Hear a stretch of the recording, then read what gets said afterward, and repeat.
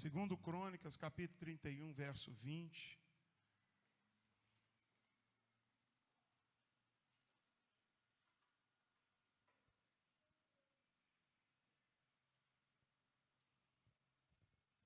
Amém? Glória a Deus. Amém? Diz assim, segundo Crônicas, capítulo 31, versículo 20 em diante. Você que está em casa também, pegue a sua Bíblia e acompanhe a leitura da palavra. Diz assim: assim fez Ezequias em todo o Judá, fazendo o que era reto e verdadeiro perante o Senhor, o seu Deus. Em toda obra que começou no serviço do templo de Deus, na lei e nos mandamentos, para buscar o seu Deus, de todo o coração o fez. E assim ele prosperou. Vou ler novamente. Assim fez Ezequias em todo o Judá, fazendo o que era reto, verdadeiro perante o Senhor, o seu Deus, e em toda obra que começou no serviço do templo de Deus, e na lei e nos mandamentos, para buscar o seu Deus, de todo o coração o fez. E ele assim prosperou.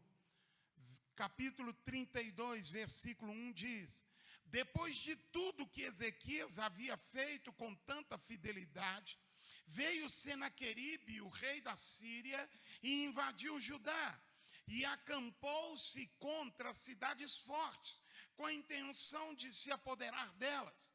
E vendo Ezequias que Senaqueribe vinha e que pretendia guerrear contra Jerusalém, consultou os seus oficiais e os seus comandantes do exército para que tapassem as fontes das águas que havia fora da cidade, e eles o ajudaram. Assim muito povo se ajuntou e tapou as fontes, como também o ribeiro que corria no meio da terra, e diziam: por que viriam os reis da Síria e achariam tantas águas? Então ele se fortificou, reparou todo o muro quebrado, levantou as torres sobre ele e fez outro muro por fora, e fortificou os terraços de apoio da cidade de Davi, e fez armas e escudos em abundância. Pôs oficiais de guerra sobre o povo, ajuntou a si na praça da porta da cidade, e disse-lhes ao coração: esforçai-vos e tem bom ânimo, não temais e nem vos assusteis, por causa desta grande multidão que está, por causa do rei da Síria, e por causa de toda a grande multidão que está com ele, pois conosco há um maior do que aquele que está com ele. Com ele está o braço de carne, mas conosco está o Senhor, o nosso, para nos ajudar e guerrear as nossas guerras. E o povo recuperou o ânimo com as palavras de Ezequias, o rei de Judá. Amém? Vamos nos assentar, meus queridos. Nós não temos tanto tempo para ministrar, mas, irmãos, esta palavra eu gosto de chamá-la de lutar e vencer. Como se faz isso? Lutar e vencer. Como se faz isso? Irmãos, a vida é repleta de momentos em que nós vamos estar vivendo grandes guerras, grandes batalhas. Seja em áreas da família, relacionamento familiar, seja problemas financeiros, seja problemas de relacionamento com pessoas, no trabalho, na escola, na vizinhança. Nós sempre vamos estar envolvidos em algum tipo de conflito. Não é que nós gostamos e desejamos viver em conflitos, mas o relacionamento humano vai sempre criar momentos de crise, momentos de atrito e dificuldade.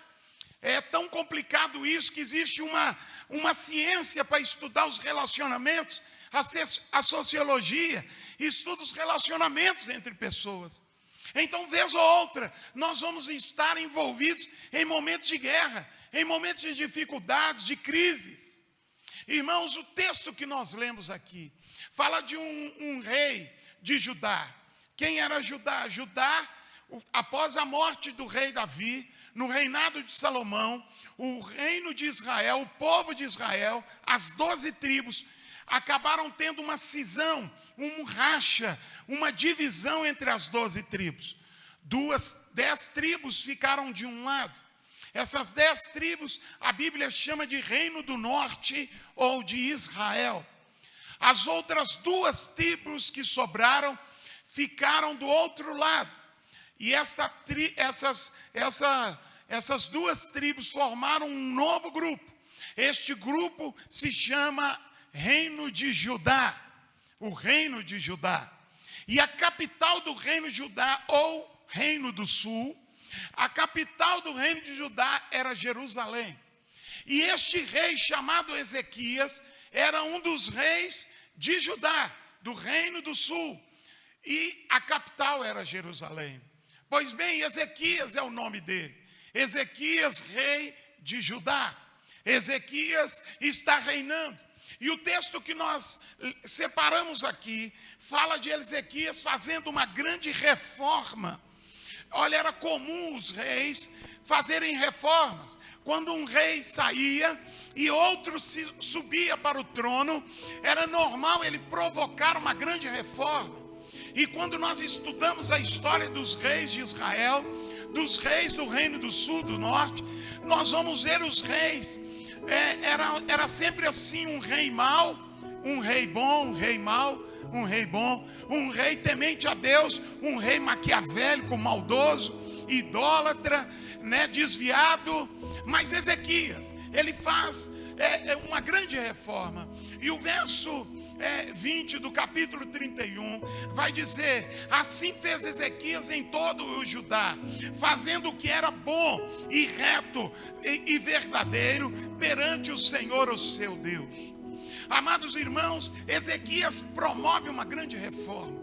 E ele começa a fazer o povo a buscar a Deus. Ele, como rei, começa a colocar leis. Ele começa a colocar ordem no reino de Judá, fazendo com que o povo se voltasse para Deus, com que o povo vivesse em paz entre eles.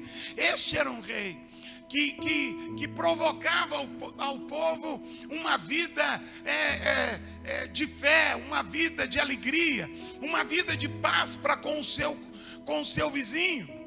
É por isso que a Bíblia fala que quando o justo governa, o povo se alegra. Quando há um justo no governo, o povo se alegra. Mas quando o ímpio governa, o ímpio é aquele que não teme a Deus, ele está lá, mas não quer saber do Senhor Deus. A Bíblia diz que o povo geme. Quantas vezes o povo geme no Brasil porque o ímpio governa? Irmãos amados, está Ezequias, um rei temente a Deus, fazendo coisas, e a Bíblia diz que ele fazia tudo que era bom, reto e verdadeiro. E a Bíblia diz que ele fez tudo aquilo para Deus. E o verso 21 diz: e em toda a obra que ele começou a fazer, no serviço do templo, na lei e nos mandamentos. Ou seja, esta obra que a Bíblia está dizendo é reformar, é restaurar a visão do povo para com o templo, para com as leis de Deus e para com os mandamentos. A Bíblia diz que este rei, ele faz com que o povo se volte para Deus. E a Bíblia diz mais, que tudo que ele fez de todo o seu coração. Aqui cabe uma reflexão nossa. Será que o que nós estamos fazendo de coração para Deus? Fazer de coração, a expressão fazer de coração, é fazer com toda a sinceridade, é fazer com toda a expressão da verdade da nossa alma. A Bíblia diz que nós vamos encontrar a Deus quando nós o buscarmos de todo. Isso a Bíblia está dizendo de sinceridade, de toda a verdade da nossa alma buscarmos a Deus. Será que nós temos feito para Deus como? Será que quando nós viemos à igreja, qual a motivação que nos faz estar aqui? Qual a motivação que nos faz vir à igreja? Que nos faz vir todo domingo à casa do Senhor? Você que está em casa, qual a motivação que te faz estar assistindo este culto online? Qual a motivação? Irmãos, há muitas motivações que podem nos mover. A motivação da barganha, da recompensa. Aí eu vou fazer porque Deus vai me dar. Eu vou dar porque Deus vai me devolver.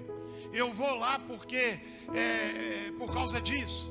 Irmãos, qual é a motivação? Ah, não, eu vou à igreja porque se eu não for, o pastor vai falar que eu desviei. Eu vou na igreja porque eu preciso mostrar minha roupa nova. Eu vou na igreja porque, enfim, eu tenho que contar a nova fofoca da semana. Qual é a motivação que nos faz estar na igreja? Qual a motivação que nos faz fazer algo para Deus? Irmãos, motivação é aquilo que nos impulsiona a fazer alguma coisa. O que te faz ser um dizimista, ser um ofertante? Às vezes essa motivação nem existe, porque a pessoa não é nem dizimista nem ofertante. Qual é a motivação? A Bíblia diz que Ezequias tinha uma motivação, e ele fazia tudo de todo o seu coração. Sabe, irmão, sabe uma das causas de nossos projetos não darem certo? Sabe uma das causas dos nossos sonhos não serem realizados? Sabe por quê? Porque nós não fazemos de coração. Ou quando fazemos, não é algo verdadeiro, não é algo bom, e não é algo para Deus reto. Irmãos, como tem sido aquilo que fazemos para o Senhor?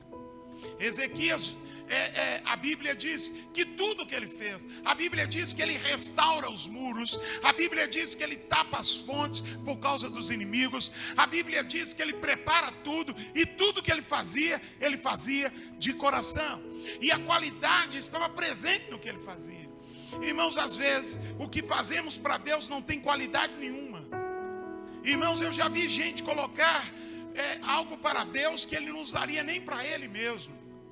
Às vezes, quando não serve para nós, muitas vezes a gente pensa assim: vou levar lá na igreja, deve ter serventia. Irmão, se não serve para você, provavelmente não vai ser algo digno de ser entregue a Deus. Irmãos, qual é a qualidade daquilo que nós entregamos ao Senhor? O verso diz que ele fazia tudo o que era bom. Irmão, sabia que lá na velha aliança, quando se levava um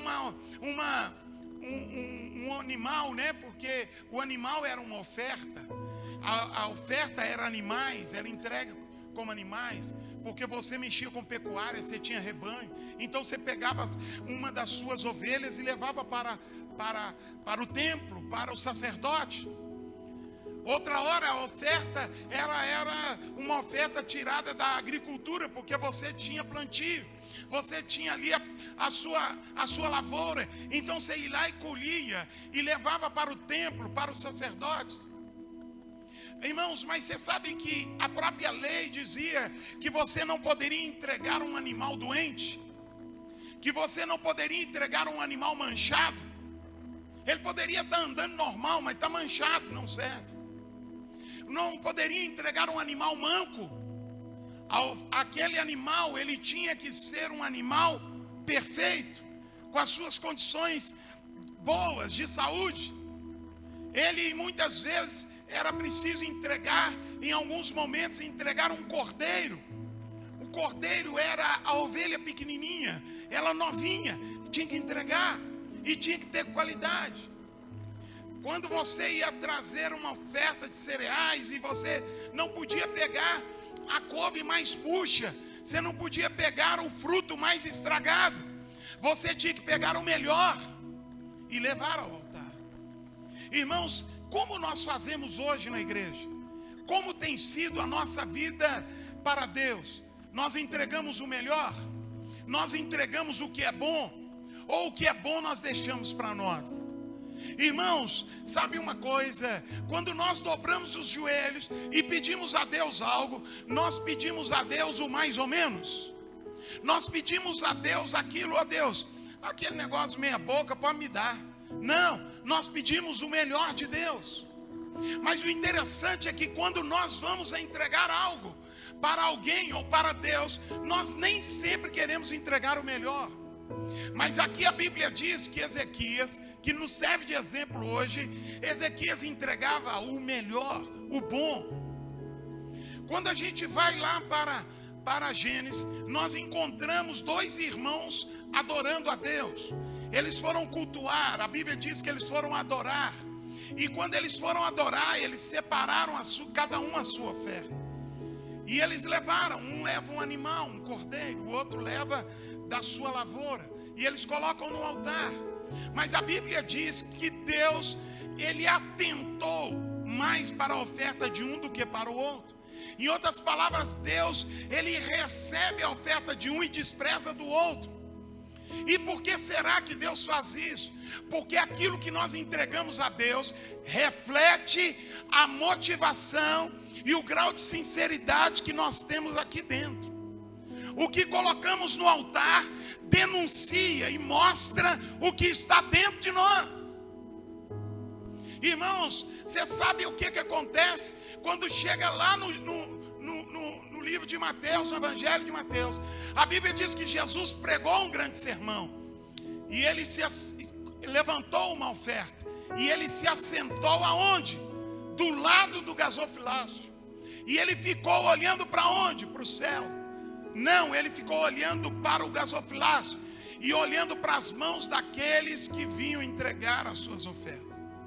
O que eu quero dizer, Jesus poderia ser no dia de hoje chamado de Jesus, esse Jesus está de olho no dinheiro do povo. Não, por que Jesus estava olhando? Porque quando nós entregamos algo a Deus, seja dinheiro, seja o nosso tempo, seja a nossa energia, seja nosso tempo de vida, irmãos, quando nós entregamos algo a Deus, isso denuncia, isso mostra a motivação que está lá dentro do coração. Quem entende? Por isso, quando Jesus olhava, os ricos que estavam na multidão entraram e pegaram as suas bolsas de moeda e jogaram na sacola, na salva, no saquitel. Eles jogaram no gasofilácio. Mas a Bíblia diz que chega uma mulher e ela era uma viúva e ela tinha uma moeda, era o que ela tinha. E aquela mulher chega e joga a moeda e Jesus manda parar. Por quê? Porque Jesus estava observando o que entregava, e o que entregava mostrava a Jesus o que estava dentro do coração daquela pessoa. Por isso a Bíblia diz que o que Ezequias fazia era bom, reto e verdadeiro para Deus. E logo depois a Bíblia diz que o que ele fazia de todo o seu coração. Irmão, o que eu faço para Deus revela o que está aqui dentro. Por isso o hipócrita é manifesto, a hipocrisia da nossa vida, a falsidade é manifesta, a mentira é manifesta, o fingimento é manifesto quando eu vou entregar algo para Deus. Porque eu posso dizer com meus lábios e honrar a Deus, mas eu posso estar com o coração longe. Eu posso vir aqui derramar rios de dinheiro no altar. Eu posso vir aqui cantar louvores. Eu posso pular. Eu posso fazer o que eu quiser. Mas, irmãos, aquilo não mostra, de fato, o que está no meu coração. Mas, irmãos, a Bíblia diz que o que aquele homem fazia era bom, reto e verdadeiro. E ele fazia de todo o coração. Como tem sido o que nós fazemos para Deus? Eu termino essa palavra dizendo o final do verso 21. O verso 21 diz que em toda a obra que ele começou no serviço do templo de Deus, na lei e nos mandamentos, para buscar o seu Deus, de todo o coração o fez. Ponto. Diga comigo, e assim ele prosperou. Ok? O que a gente aprende aqui? Que eu posso... Deus, ele se agrada e vai me abençoar em todas as áreas. E esse prosperar aqui não é dinheiro só não. Porque hoje a gente fecha tudo em dinheiro, e prosperidade não é dinheiro. Existem muitos ricos que são mais pobres do que os mais pobres deste mundo. Existem muitos pobres que são mais ricos do que os milionários deste mundo. Por que eu digo isso? Porque prosperidade não se resume a dinheiro. Prosperidade é um conjunto de coisas na nossa vida. É o bem-estar, é a dignidade, é a vitória sobre problemas. É uma vida na presença de Deus, de comunhão com Deus. E também uma vida próspera no sentido financeiro. E olha que interessante, ele fez o que é bom, o que é reto, o que é verdadeiro. Em outras palavras, ele fez o melhor para Deus. A Bíblia diz que ele fez de todo o coração. A Bíblia diz agora que por causa disso, ele prosperou. Por causa disso, o reino de Ezequias foi uma bênção. E sabe de uma coisa, irmão? No final desta passagem que lemos, a Bíblia diz que os inimigos batem na porta. Os inimigos batem na porta de Ezequias. A Bíblia diz que os sírios vão lá, Senaqueribe, e cercam Jerusalém. Vamos entrar e vamos destruir. Mas quando você faz o melhor para Deus, Deus se levanta em seu favor. Quando você faz de todo o seu coração, o inimigo pode se levantar, mas ele vai beijar a lona, ele vai cair de boca na poeira, porque o nosso Deus se levantará em nosso favor e nos dará vitória. Como diz o livro de Salmos, por um caminho o inimigo vem contra nós, mas por 7 caminhos ele fugirá da nossa presença, porque o Deus Todo-Poderoso é conosco, em nome de Jesus. Amados, Ezequias está ali sendo próspero, fazendo o melhor para Deus, e o inimigo se levanta. Mas sabe o que acontece? Nós não vamos entrar no pormenor por causa do tempo. Mas a Bíblia diz que o Deus de Ezequias o livra dos seus inimigos. A Bíblia diz que o Senaqueribe, que cerca, que envia cartas, que ameaça, que isso, que aquilo, no final, ele sai derrotado e envergonhado, ele foge para a sua terra. E lá na sua terra ele é morto pelos seus filhos. O que eu quero dizer a você, que quando eu faço o melhor para Deus, a Bíblia diz que Deus tem o melhor para mim. Quando eu faço o melhor para Deus, Deus tem o melhor para mim. Quando eu faço o melhor, irmão, o melhor do seu tempo é para Deus. Às vezes, irmão, o melhor do nosso tempo é para nós. O melhor do nosso tempo é para assistir a série do Netflix. O melhor do tempo é para assistir a chácara, o sítio, não, a fazenda. O melhor do nosso tempo é para gastar com tanta coisa. Irmão, mas quando nós damos o melhor, um tempo de qualidade para Deus, então Deus nos dará o melhor. Esse é um segredo que os vencedores têm. Eles sabem que quando ele faz de coração para Deus, até mesmo, irmão, sem esperar que Deus fará alguma coisa, mas ele faz de coração, Deus, como Pai glorioso que é, ele o prospera, o abençoa. E quando os seus inimigos se levantam contra você, Deus se levanta e diz: a briga não é sua, a guerra não é sua, a guerra é minha, e eu vou te dar vitória. Feche os seus olhos. Grande Deus e poderoso Pai, vimos aqui neste pequeno texto, nessa pequena reflexão, como Ezequias fez algo para o Senhor, como Ezequias procurou restaurar o reino. Assim que ele assume o reino, ele começa a restaurar tudo. E nós vemos aqui, Senhor, como ele procurou fazer o que era bom, o que era reto e o que era verdadeiro. E tudo o que Ezequias fez, Senhor, ele fez de todo o seu coração.